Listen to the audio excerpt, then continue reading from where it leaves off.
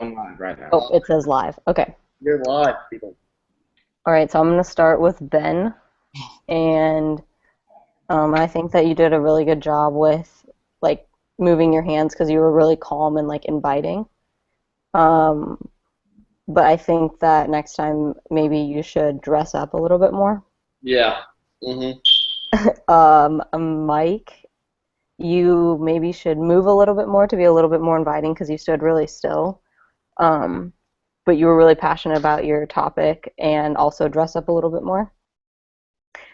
Trevor, you did good with like you kind of like dressed for your speech in a way. Like you probably didn't mean to, but you did because you were talking about working out and stuff. Probably next time put your phone down or like put it away or something, and then like, just look around a little bit more. But you dressed up for your speech. And then Horacio, you tapped your foot a lot, so maybe just try to calm down your foot a little bit. And then you had a lanyard hanging out of your pocket, so that like just if that was like a professional speech, you would want to put that away. Okay. Wow, she's picky.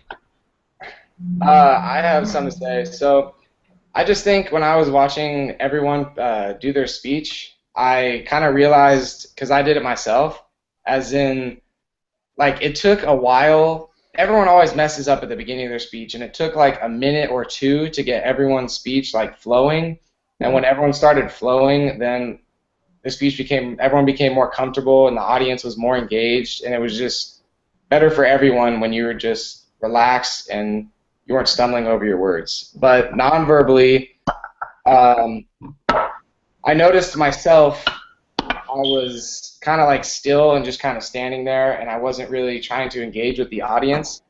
So I feel like if you use your hand gestures and kind of make non-awkward eye contact with people, just kind of like scanning the room, but trying to get the audience engaged, then I feel like the speech would be more persuasive or more engaging to the audience. I agree with that. I felt like it was more kind of like I was giving like a lecture rather than like a soft conversation more per se. And Yeah. so it was not really entertaining or people probably didn't want to listen as much. So I felt like I was like lecturing. Yeah, like for me when I'm like up there, it's like Trevor said, like the first like minute until you get comfortable, you're fine. But like the first minute you're like trying to like get it going and like making the eye contact with like the whole group. It's like the scanning the room, like not just looking at one person is what basically what I try to do, but it doesn't work all the time. But I feel like yeah. Nice, Ben. Thanks.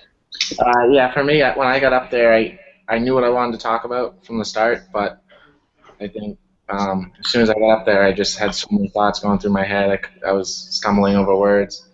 And yeah, I agree with Taylor said. I was definitely standing still for a majority of it. I don't know why. Maybe that's something I got to work on. But if you're doing gestures and whatnot and looking around the room, maybe the class and the audience would engage better. That's mine. Yeah. Also, if your story like or your speech involves a story or revolves around a story, like trying to paint a picture in the audience's head, like with your hand gestures and like what's going on in your story.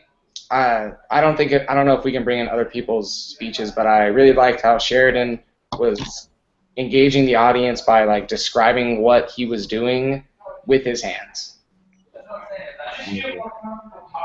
Yeah. Also, I want to like some of the things that I was doing. I actually didn't notice that I was doing it until you kind of like brought it up. Like tapping my foot, I actually had no idea I was doing it until I watched the video. I'm like, oh, like why am I doing this? And then it did take like a couple minutes to get comfortable. I was like really nervous at first, but then I kind of took a deep breath, and then everything kind of flowed after that. Yeah, you after you got comfortable, you I'd say like you felt you're a pretty good public speaker already. So I thought you well I will obviously not you, but from listening to you, it looked like you felt pretty comfortable up there, which was Yeah, it took a while, but like the first couple horrible. Oh shoot! I think he got out there. Did anyone else see that? Does anyone have anything else? Is there any other critiques or anything like Uh, that?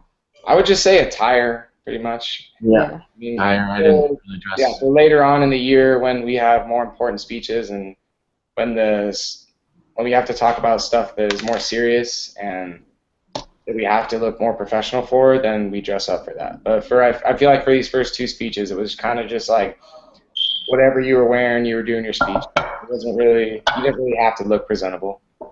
Yeah, and this is because we're doing like a panel group speech thing, right? Next, or whatever. That's at the end of the semester, I think. And didn't she say that it's gonna be this group? Yeah, this is our group for it. So we should wear like tuxedos and shit, I'll wear my suit. like purple suits or whatever. I don't know. Something. Okay, but back to this speech. Yeah, Is there any other stuff that anyone wants to input? I don't know. I think all of us, just in general, like just slow talking and like good eye contact. I think as a group we can kind of agree that we should work on audience engagement a little bit more. Yeah. To, I mean, just make it more fun for them, but also when they're engaged, it's more fun for the speaker. You don't feel so like everyone's all eyes on you. It's kind of more of a conversation type thing. Yeah, I agree. I agree too. Yeah, I third that. All right, well, I think we touched on pretty much everything, so I'm just going to stop broadcast right now. All right. Adios, everyone. Adios, all right, sounds good. muchachos. See you on Monday. Bye. All right, see you guys.